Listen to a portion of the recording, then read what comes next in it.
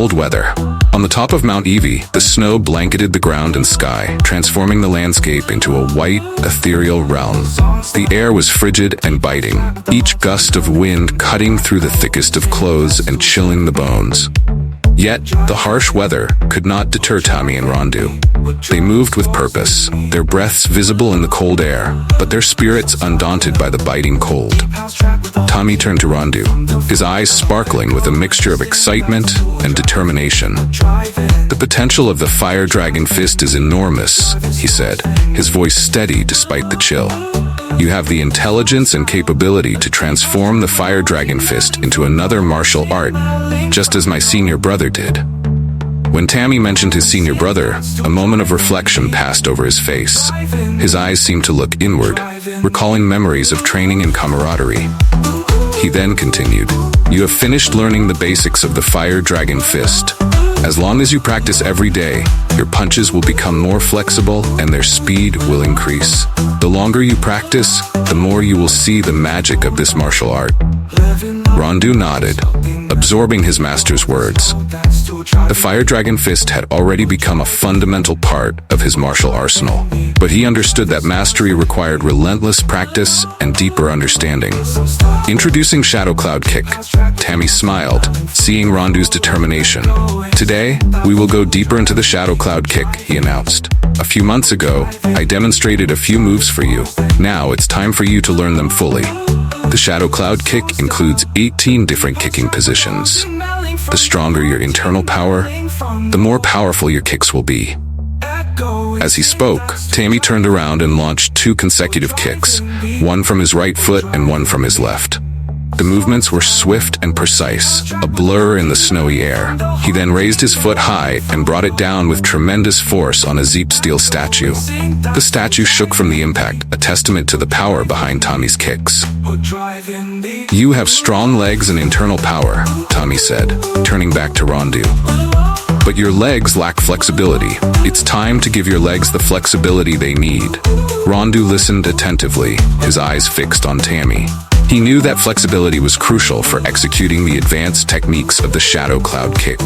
Without it, even the strongest kicks would lack the speed and precision required. The flexibility training. Tammy led Rondu to a designated training area, where a thick rope and a large lump of iron, weighing over 100 kilograms, were set up. The setup looked intimidating, but Rondu was ready for the challenge. Tammy tied the rope to the iron, then threw the other end of the rope over a sturdy crossbar. He tied the free end of the rope to Rondu's leg. "Use your foot to pull this piece of iron up, and drop it gently without making a sound," Tammy instructed. "You should do it."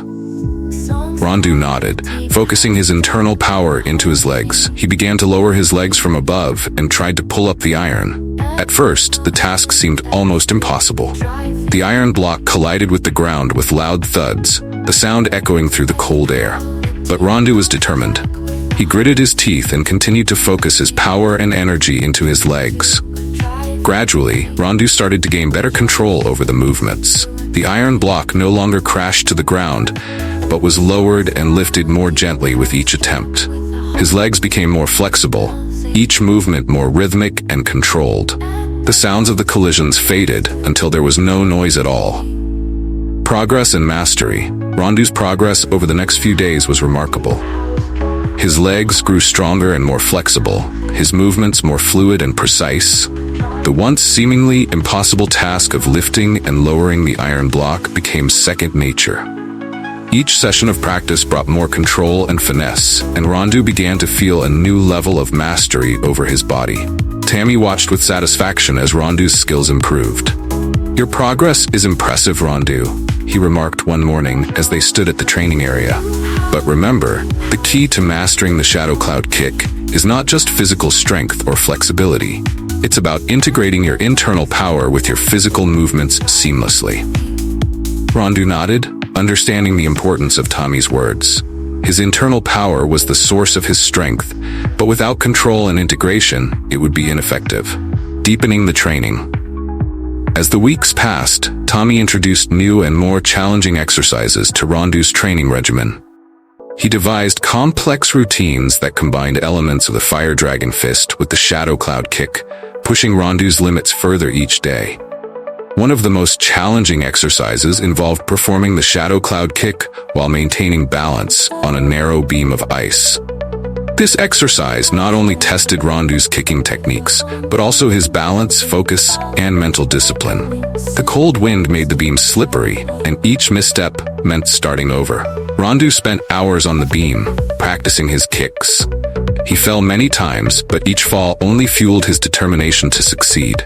He learned to adapt his movements to the icy surface, using his internal power to maintain balance and control. Slowly but surely, his kicks became more precise and powerful, even on the precarious surface. The final test. After months of intense training, Tommy decided it was time for Rondu to face the final test of his mastery over the Shadow Cloud Kick. He led Rondu to a secluded area of Mount Evi, where the snow was deep and the terrain was rugged. This place was chosen to test Rondu's skills in the most challenging conditions. Today, you will demonstrate your mastery of the Shadow Cloud Kick, Tommy announced. You will perform all 18 kicking positions in succession against various targets I have set up around this area. Remember, use your internal power to guide your movements and stay focused. Rondu took a deep breath, feeling the cold air fill his lungs. He centered himself, drawing on his internal power, and began the sequence. The first few kicks were powerful and precise, breaking through the snow and hitting the targets with unerring accuracy. As he moved through the positions, the terrain became more challenging. The snow was deeper, and the targets were more difficult to reach. But Rondu remained focused, his movements fluid and controlled. Each kick was a testament to his hard work and determination, a perfect blend of strength, flexibility, and internal power. The final position was the most challenging. It required Rondu to perform a high kick while maintaining balance on a narrow ledge. He drew on everything he had learned, his internal power surging through his body. With a swift, powerful movement, he executed the kick, hitting the target with precision.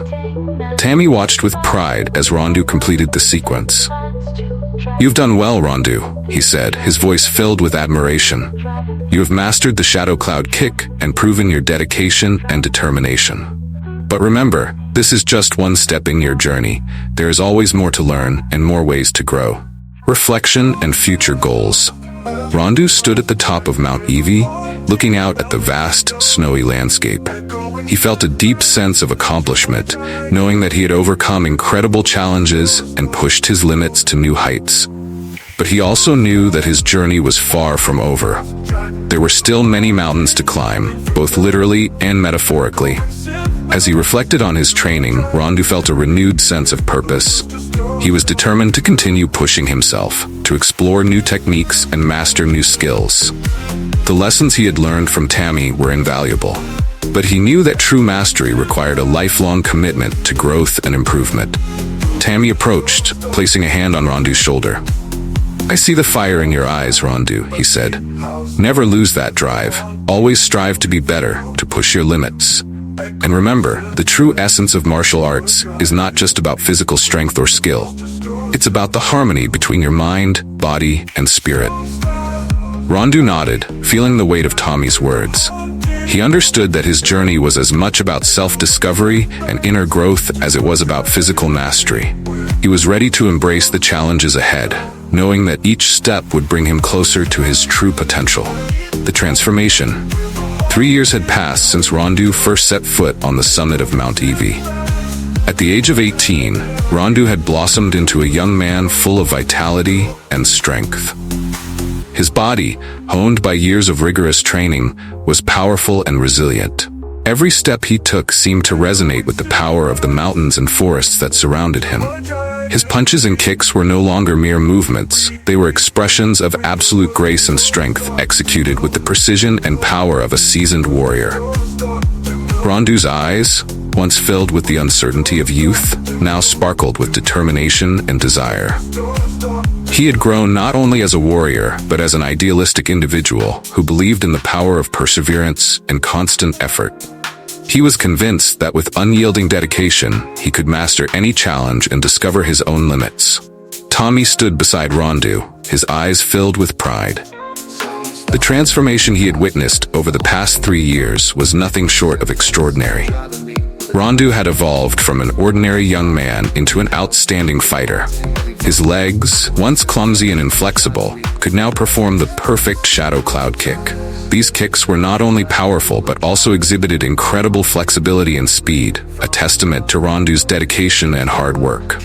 Mastering the elements, today, on the top of Mount Evie, snow continued to fall, but the cold was no longer an obstacle for Rondu. He stood in the midst of the snowstorm, his concentration unbroken, his movements fluid and precise. Each kick he delivered was strong and accurate, each motion steady and silent. The heavy iron weights, once a formidable challenge, had become tools for him to practice his finesse and sensitivity. Rondu's mind drifted back to the early days of his training. He remembered the struggle, the pain, and the fatigue that had accompanied each exercise.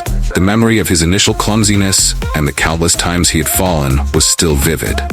But now, he had become a living testament to the power of perseverance and relentless effort.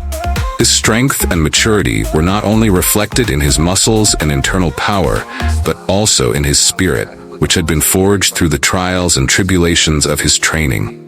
The spirit of perseverance, Rondu's journey on Mount Evie, was not merely a physical transformation. It was a profound journey of self-discovery and inner growth. He had learned the true essence of martial arts, the harmony between mind, body, and spirit.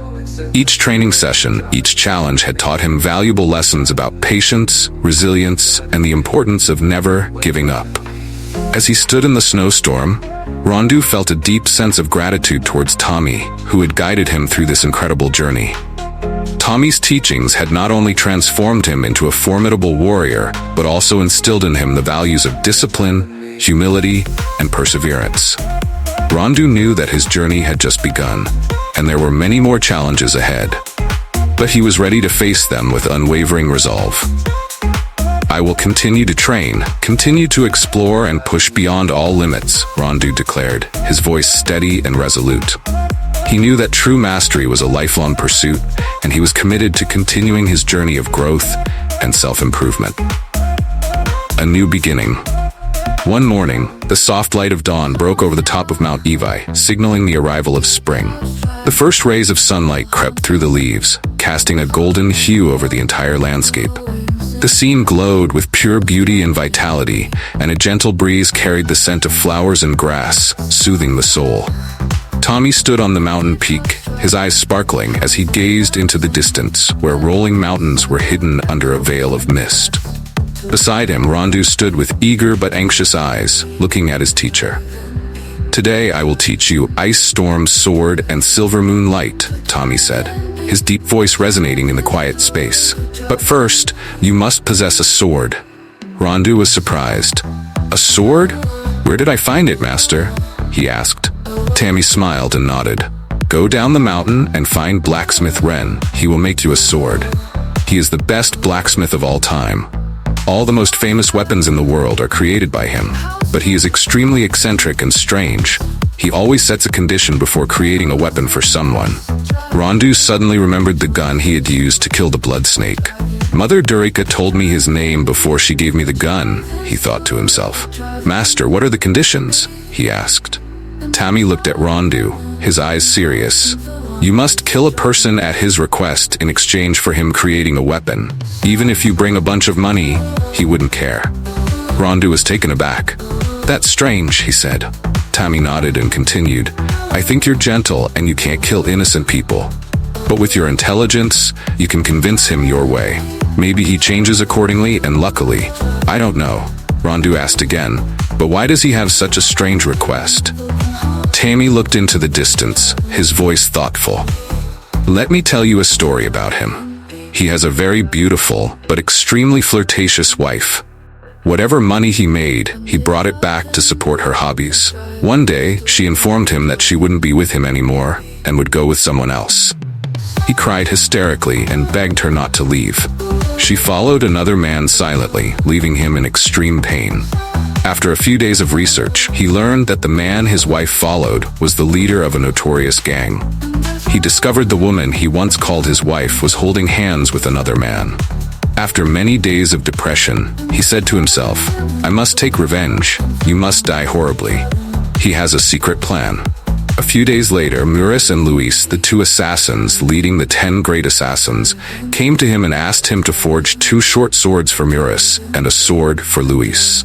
Looking at the two, he spoke, "I'm not Rusi anymore. Rusi is dead. If you two want to have your weapons, each do one thing for me." Muris looked at him and asked, "What?" He replied, "Bring back my wife and the man she followed." Muris asked, "Why them?" He said nothing, pondered for a moment, and then told Muris and Luis his story. Muris deeply sympathized with him because Muris had also been betrayed. Muris said, "I will help you." In that moment, Rondu understood that his mission was not only to find a sword, but also to face harsh challenges and discover himself. Dawn on the top of Mount Devi not only brought the light and hope of spring, but also marked the beginning of an arduous journey and new discoveries. Tommy's tale. Tommy continued, his voice even but laden with tension, recounting the dark history of Ren, the renowned blacksmith. The story was as chilling as the night that enveloped the mountaintop. Muris and Luis waited for the opportune moment to strike. When they saw the man and Ren's wife strutting into the restaurant with 10 juniors, Muris turned to Luis and asked, "Are you sure this is Ren's wife?" Luis replied firmly, "Yes, according to Ren's description." The two assassins walked into the restaurant calmly, their eyes cold but sharp. They stood before the man and Ren's wife. Muris's voice rang out, ice cold and precise. "Are you Ren's wife?" Ren's wife turned to look at the two men, confused and not knowing what to say. The man stood up aggressively. "What if it's true? Did Rusi send you two here?" Muris replied coldly, "Have you heard of the 10 great assassins?" He paused for effect, then shouted, "I am Muris." The man's face turned pale, and he stepped back at the mention of the 10 great assassins and Muris. His subordinates, however, were not deterred. They pulled out their hammers and attacked Muris and Luis. In a split second, Muris drew 2 short swords and shattered the hammers in the hands of 3 juniors. Meanwhile, Luis unsheathed his sword and slashed through the bodies of 3 other men. Muris, with deadly precision, slashed the faces and bodies of the remaining 3 men. 6 men died miserably, their lives ending before they even realized what had happened. The remaining 4 men fled in terror. Muris pointed his short sword straight at the man, his pose impressive and intimidating. The man and Ren's wife were numbed and speechless. The man stammered, "Please spare my life, sir. I will do as you ask." Muris and Luis tied the 2 up and brought them back to Ren. The retribution. When Ren saw the 2 people kneeling at his feet, his rage was palpable. He grabbed a Zeep steel knife and glared at the bound man. "I will let you taste the pain slowly before I take your life," Ren said, his voice seething with fury. Having spoken, he stabbed the man in the right chest. The man cried out in pain. Ren's eyes blazed with anger as he spoke again. "Are you crying? When I cried, did anyone listen when my wife followed you?" Ren stabbed the man again, this time in the stomach. Blood poured out profusely, but it did nothing to quell Ren's anger. He stabbed him 2 more times, and the man collapsed, lifeless. Ren then turned to his wife, who was now in a state of extreme panic. She begged for Ren's forgiveness. "I beg you not to kill me. I promise I will be a good wife. I will take care of you for the rest of my life. I will be with you forever." Hearing this, Ren hesitated. He couldn't bear to take action against the woman he had once loved so deeply. He turned away, tears streaming down his face. Suddenly, he heard a scream. "Ah!" followed by the sound of swords and knives piercing flesh. He turned back to see Muris killing his wife. "Women like you cannot live in this world," Muris said coldly. "If he doesn't do it, I'll do it for him." Ren looked at Muris, stammering, "You." But then he silently agreed with Muris. He shouted, "One life, one weapon." The haunting scene outside, the night sky remained quiet and undisturbed, but inside Ren's house, the air was thick with the smell of blood and horror. The silence was eerie, broken only by the sound of Ren's heavy breathing and the dripping of blood onto the floor. Muris and Luis left quietly, leaving behind a haunting scene. Tommy's voice trailed off as he finished the story. Rondu stood silent, absorbing the gravity of what he had just heard. The story was a stark reminder of the darkness that could consume a person and the lengths one might go to seek revenge. It was also a testament to the complexities of human emotions and the consequences of betrayal. Rondu's reflection. Rondu felt a profound sense of unease. The story of Ren's vengeance weighed heavily on his mind. He had come to understand that his mission was not just about acquiring a sword, but also about confronting the darker aspects of human nature and his own capacity for action. As he stood on the summit of Mount Evie, the dawn breaking over the horizon, Rondu knew that the journey ahead would test not only his physical abilities, but also his moral compass. He was determined to navigate these challenges with the integrity and wisdom that Tommy had instilled in him. Rondu turned to Tommy, his eyes reflecting a mixture of determination and apprehension. "I understand the gravity of my mission now, Master," he said. "I will find a way to earn Ren's respect and obtain the sword without compromising my principles." Tommy nodded, a look of pride in his eyes. "I believe in you, Rondu. Remember, true strength comes from within, and sometimes the greatest battles are fought in the heart and mind. Go forth with courage and wisdom."